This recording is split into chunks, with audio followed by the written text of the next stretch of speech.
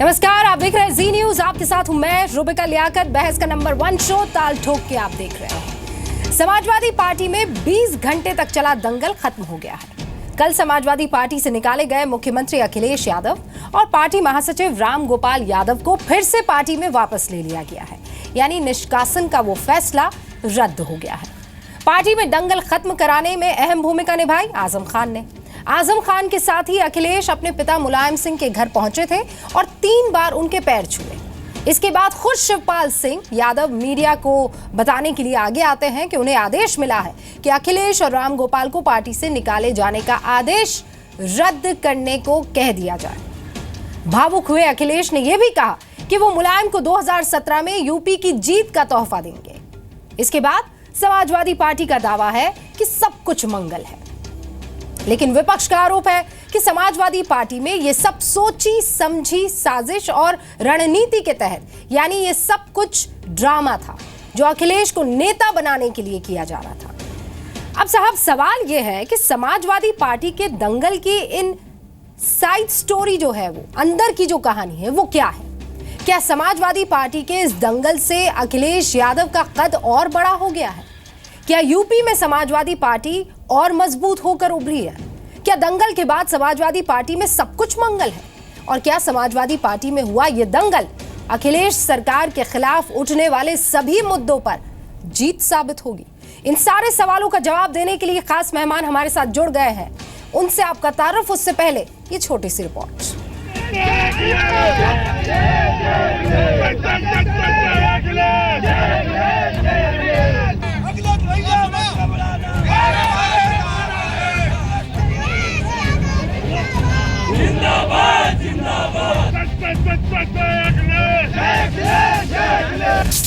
मुख्यमंत्री अखिलेश यादव का भी समर्थन इसमें है। इसे उनको भी 6 साल के लिए निकाला जाता है। दोनों ये अखिलेश यादव और श्री राम गोपाल जी को तत्काल प्रभाव से अभी बहाल किया जाता है और उनका निष्कासन रद्द किया जाता है। और सभी हम सब लोग मिलकर के सांप्रदायिक ताकतों से सब लोग मिलकर के लड़ेंगे। एक बाप का एक बेटे से क्या गिला हो सकता है? भाई इतना ही कि ये मुझसे मिला करें, मेरे राय मशवरों पर अमल किया करें, मेरी बात माना करें। हमको काफी खुशी हुई कि मामला सेटल हो गया। हम होपफुल थे ही, पहले भी आपको हम बताए हैं, और समाजवादी पार्टी की सरकार वहाँ बनेगी। उसमें और गठबंधन हो जाए कांग्रेस पार्टी से और बेहतर हो जाएगा। समाजवादी पार्टी, उसके मुखिया और उसके मुख्यमंत्री, ये सब उत्तर प्रदेश की जनता को मूर्ख बनाने के लिए और गुमराह करने के लिए रोज ड्रामा रचते रहते हैं। ये स्क्रिप्टेड ड्रामा उनका चल रहा है और कल आदरणीय मुलायम सिंह जी ने उनको पार्टी से निष्कासित किया था। जनता उनको पहले से ही निष्कासित कर चुकी है। तो अखिलेश यादव की सपा में वापसी तो हो सकती है, लेकिन अखिलेश यादव जी की उत्तर प्रदेश में वापसी नहीं है। हमारे किसी से सैद्धांतिक मतभेद हो तो हम उसे अपना दुश्मन नहीं मानते। मोदी जी की तरह अखिलेश यादव जी एक नौजवान मुख्यमंत्री हैं। उत्तर प्रदेश के लोगों ने उन्हें मौका दिया था, उन्हें 5 साल शासन करने का मौका मिला है। अब दोबारा जनता उनको परखेगी जब वो चुनाव में जाएंगे। ताल ठोक के आज का पहला सवाल, दंगल के बाद समाजवादी पार्टी में अब सब मंगल है। दूसरा सवाल, क्या दंगल से यूपी में मजबूत हुई समाजवादी पार्टी? तीसरा सवाल, ब्लॉक अनब्लॉक होकर पार्टी में और बड़े हुए अखिलेश? और ताल ठोक के आज का चौथा सवाल, क्या है अखिलेश के निकाले और वापस लिए जाने की इनसाइड स्टोरी? हमारे साथ प्रेम शुक्ला साहब, प्रवक्ता है बीजेपी के, दोपहर सामना के एग्जीक्यूटिव एडिटर रह चुके हैं, टीवी चैनल्स पर बीजेपी का पक्ष रखते हैं। सर, आपका बहुत बहुत स्वागत है। आलोक शर्मा साहब, कांग्रेस के प्रवक्ता है, भारतीय राष्ट्रीय कांग्रेस पार्टी के राष्ट्रीय प्रवक्ता के तौर पर हमारे साथ जुड़े हैं। पिछले 2 दशकों से एनएसयूआई और यूथ कांग्रेस से जुड़े रहे हैं और टीवी चैनल्स पर कांग्रेस का पक्ष रखते हैं। सर, आपका भी बहुत बहुत स्वागत। डॉक्टर एमएच खान साहब, जो कि नेता है बीएसपी के, बहुजन समाजवादी पार्टी के, और उसका पक्ष अक्सर टीवी डिबेट्स में रखते आए हैं। सर, आपका भी बहुत बहुत स्वागत है। और आपका तारुफ मैं करवाना चाहूंगी समाजवादी पार्टी के नेता गौरव भाटिया साहब से, जिनकी अभी कुर्सी एकदम खाली आपको नजर आ रही है। समाजवादी पार्टी के प्रवक्ता है साहब। कल भी आने का इन्होंने हमसे वादा किया था, लेकिन कुछ प्रॉब्लम्स के चलते वो कल डिबेट में हिस्सा नहीं ले पाए थे। आज भी उन्होंने वादा किया है और हम ये कुर्सी इसलिए आपको दिखा रहे हैं क्योंकि हम इंतजार कर रहे हैं कि किसी भी वक्त वो इस डिबेट में हिस्सा लेने के लिए आ सकते हैं, क्योंकि आज बहुत इंपॉर्टेंट स्टेक समाजवादी पार्टी का इस डिबेट में। अब मैं अपने तमाम गेस्ट के पास जाऊं उससे पहले आप सबको ये बता देना चाहती हूं कि 1.5 मिनट आप सबको मिलने वाला है।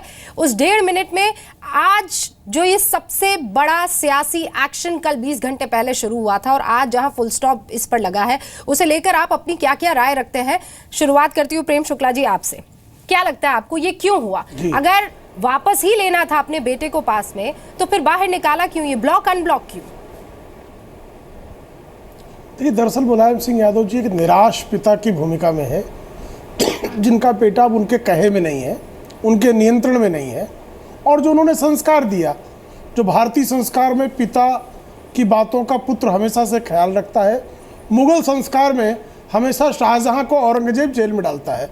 चूंकि लोकतांत्रिक प्रक्रिया चल रही इसलिए जेल में नहीं डाला गया, लेकिन उनकी बातों को नहीं माना गया। आज मुलायम सिंह यादव जी का चरण छूकर लौटे अखिलेश जी, लेकिन जिस कारण अखिलेश जी को निकाला गया था पार्टी से, मुलायम जी ने निकाला था, क्या उस बैठक को जो है वो मना किया गया? वो बैठक आज भी होने वाली है। राम गोपाल यादव जी अपनी भूमिका पर स्थिर हैं, अखिलेश अपनी भूमिका पर स्थिर है। अगर कोई अपनी भूमिका से हटा है तो मुलायम सिंह यादव जी है। अगर किसी की भूमिका जो है कमजोर हुई है तो वो शिवपाल यादव है।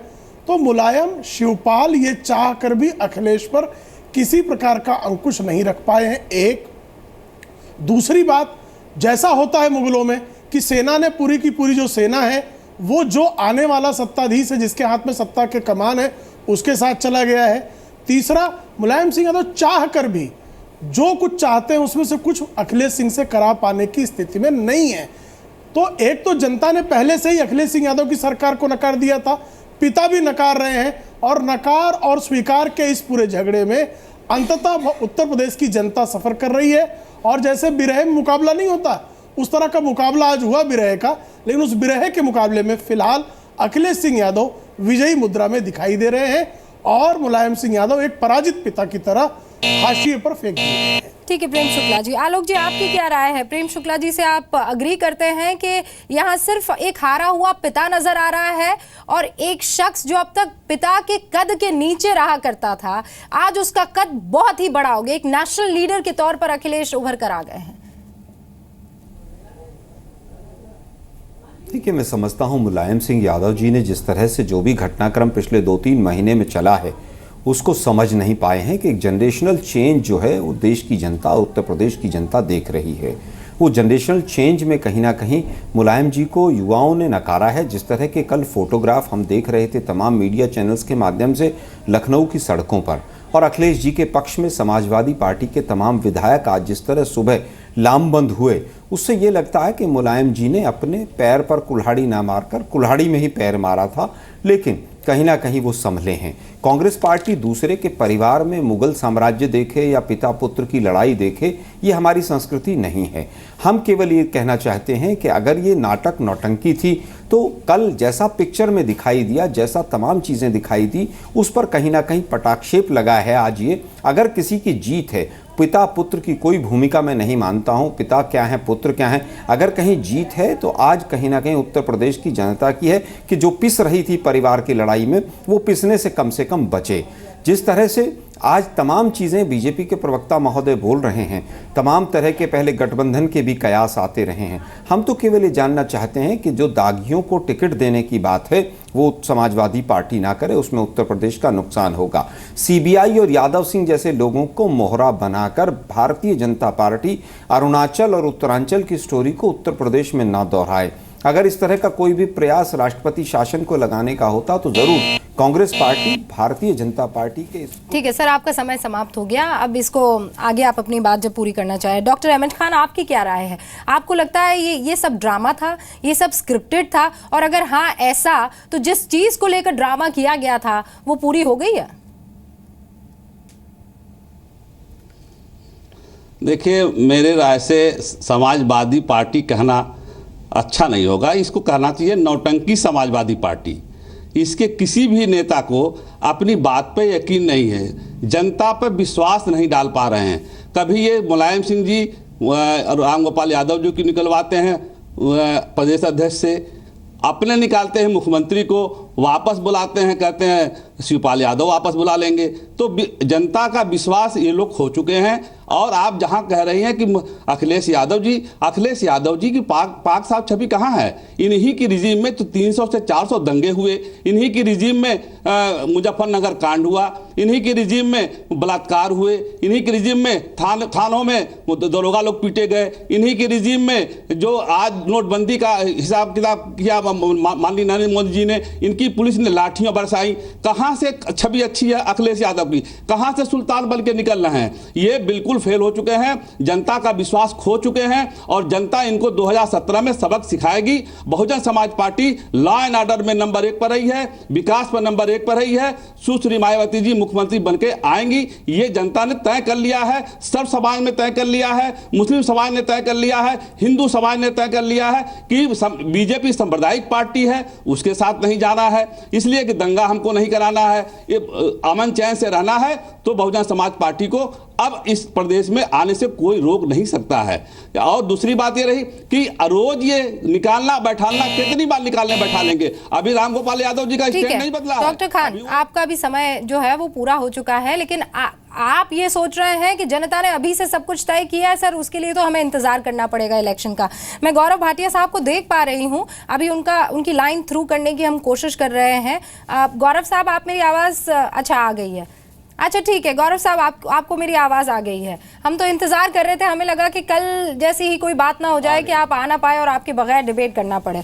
सर, ड्रामा इसे कहा जा रहा है, इसे कहा जा रहा है कि ये सब ये स्क्रिप्टेड था।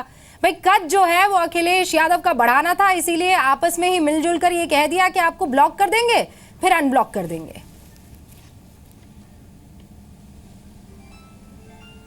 रूबिका जी, पहले तो मैं ये कहूँगा कि आपके पीछे जो बैकग्राउंड है वो बहुत ही अच्छा लग रहा है, और जो आप कह रही हैं कि विरोधी दल कह रहे हैं कि ड्रामा है, तो मैं केवल इतना ही कहूँगा कि कुछ पलों के लिए कल से विरोधी जितने दल हैं वो खुश थे। वो खुश इसलिए थे कि उनकी अपनी ज़मीन तो है नहीं उत्तर प्रदेश में, और दूसरे तीसरे चौथे नंबर पे रहते हैं, तो उनको एक उम्मीद की किरण मिली कि अगर समाजवादी पार्टी में कोई मतभेद होता है और जैसा वो लोग कह रहे थे कि 2 पार्टी बन जाती हैं, तो शायद उनको एक मौका मिले।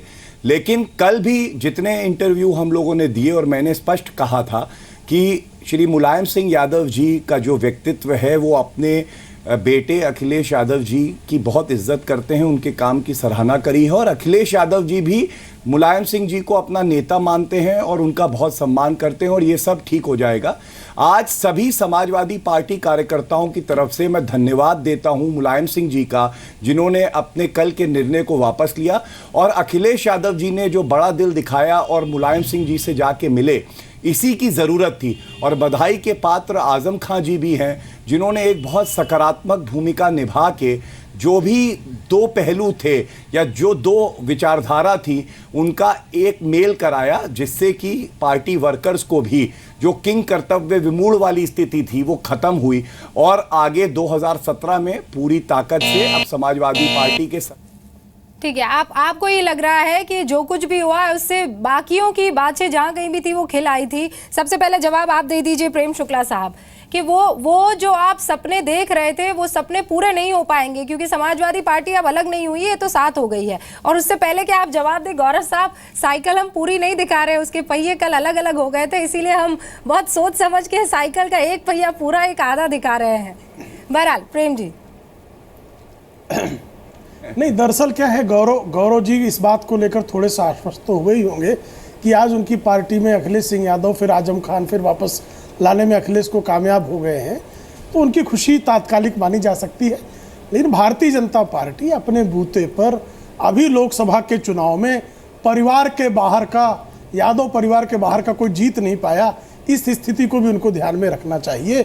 और जिस तरह से अखिलेश सिंह यादव की अराजक सरकार चली है, जिसमें पिता अप्रसन्न है, चाचा अप्रसन्न है, उनके चचेरे भाई अप्रसन्न हैं, उनके स्टेटमेंट्स हैं।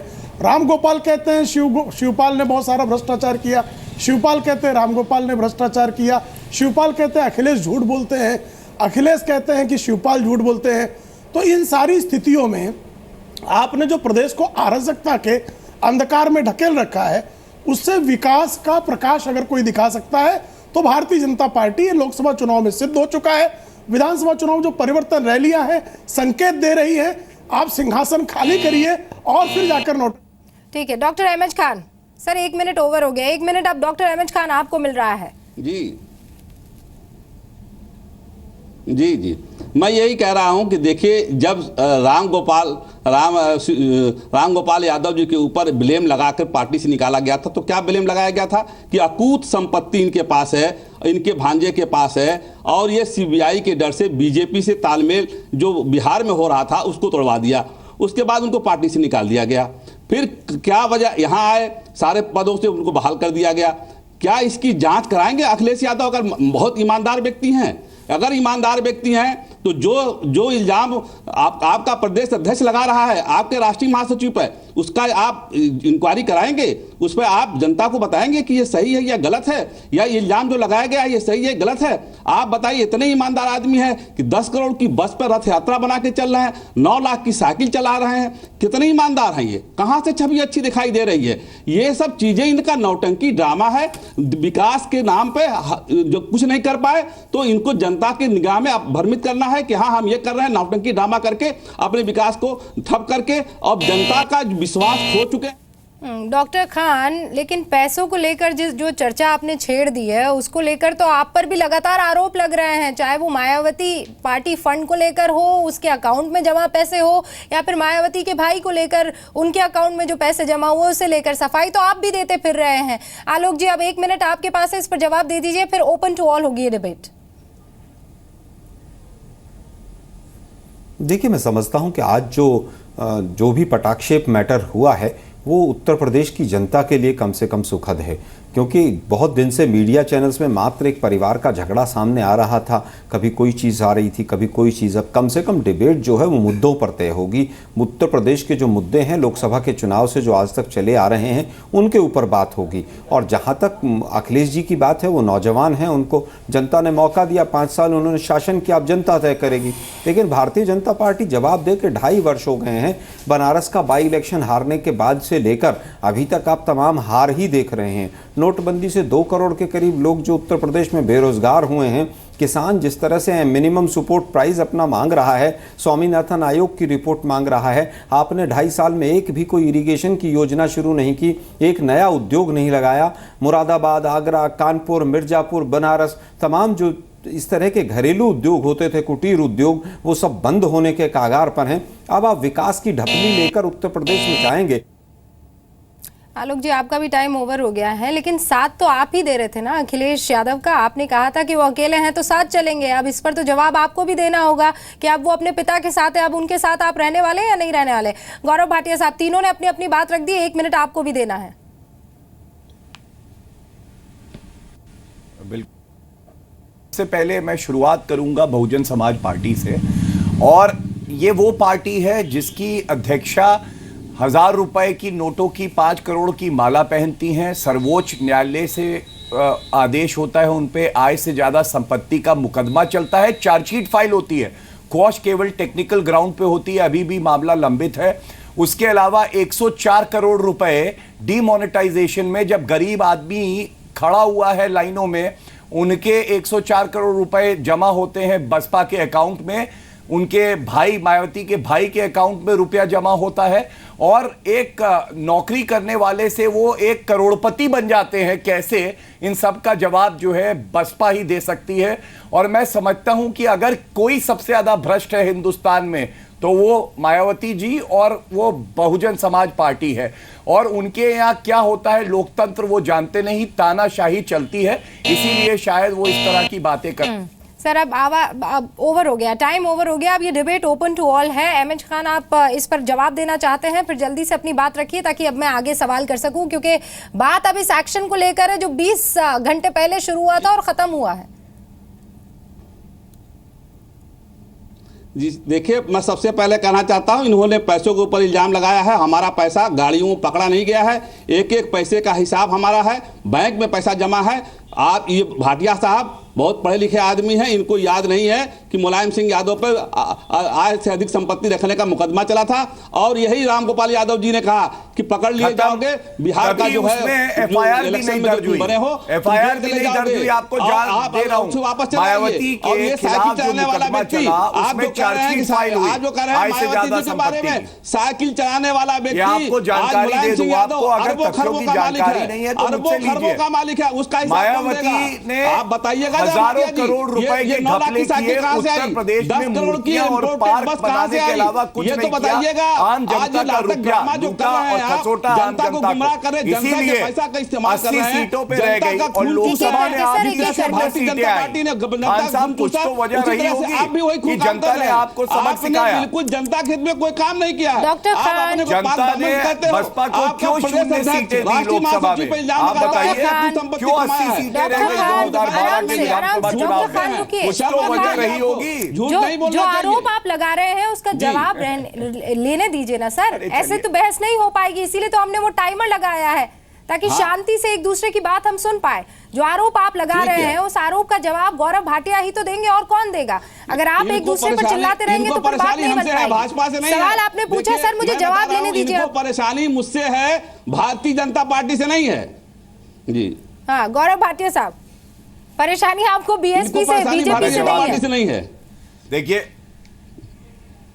हाँ बीजेपी से नहीं है। देखिए, जब सांप्रदायिकता की बात होती है बीजेपी तो कमेंट नहीं खान साहब करेंगे। को मैं बता दूं कि हमें सबसे ज्यादा परेशानी बहुजन समाज पार्टी से है, क्योंकि बहुजन समाज पार्टी हमेशा सांप्रदायिकता की बात करती है। लेकिन भ्रष्टाचार में अगर ओलंपिक का मेडल किसको मिलता है तो वो मायावती जी को मिलता है और बहुजन समाज पार्टी को मिलता है। और मुलायम सिंह यादव जी की आपने बात करी तो मैं आपकी जानकारी देना चाहता हूं कि जो, सुन तो लीजिए खान साहब, सुन लीजिए, आपकी बात भी मैं सुनूंगा। मुलायम सिंह यादव जी पे जो आपने बात करी, कोई आज तक मुकदमा नहीं चला, ना एफआईआर रजिस्टर हुई। सीबीआई ने जांच करके सुप्रीम कोर्ट में कहा कि कोई मुकदमा नहीं बनता, एफआईआर भी नहीं रजिस्टर हुई, और मायावती के खिलाफ चार्जशीट फाइल हुई। भाटिया साहब, आज की बहस हमारी अगर आप जानकारी ले लेंगे तो अच्छा रहेगा। बीएसपी या समाजवादी पार्टी के पैसों को लेकर आज चर्चा नहीं हो रही है सर, आज चर्चा हो रही है पावर को लेकर। वो पावर जिसके चलते अखिलेश को बाहर कर दिया गया था, उसके बाद वापस निष्कासन का फैसला ले लिया गया। आज आपसे सवाल सीधा ये बनता है कि सर 20 घंटे में सब कुछ ठीक हो जाना था, तो फिर गड़बड़ी हुई क्यों? और अगर गड़बड़ी हुई तो क्या वाकई इसके पीछे कुछ सोचा समझा जा चुका था?